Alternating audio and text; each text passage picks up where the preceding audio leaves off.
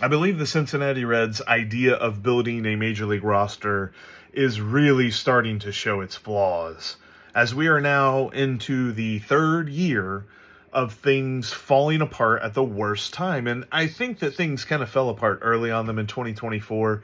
And so that's why we didn't see them competing for a playoff spot late in the season. But think about this, they were in first place in 2023 on August 1st.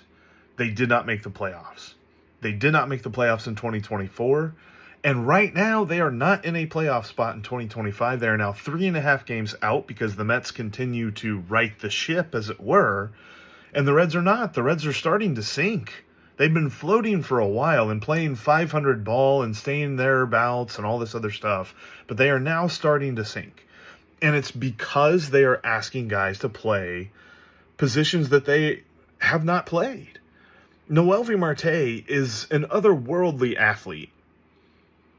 That does not mean that he can just show up to Dodger Stadium and play center field. And it was clear in the bottom of the sixth, whenever he badly misplayed a fly ball to straightaway center field and right up against the wall, he had no idea where it was. I think TJ Friedel makes that catch. I think Will Benson makes that catch. Noelvi Marte could not, because he was not used to tracking that fly ball, and because he's playing a position for just the second time in his major league career. And he did not play that position in the minors. So there was a lot of like, all right, I believed in this early on because I thought the Reds knew what they were doing. And, that's a lesson learned for me, because it doesn't seem to be that they know what they're doing. They have 15 different shortstops, and they just expect them to play whatever position they need them to play. And they say, well, we don't need to go get an outfielder because we have these athletes on our roster. And it's clear that's not working. So the front office is going to need to look itself real hard in the mirror this offseason and say, how do we fix this? Because the answer cannot be, we'll just, keep letting them and waiting for them to get better as they play out of position every day.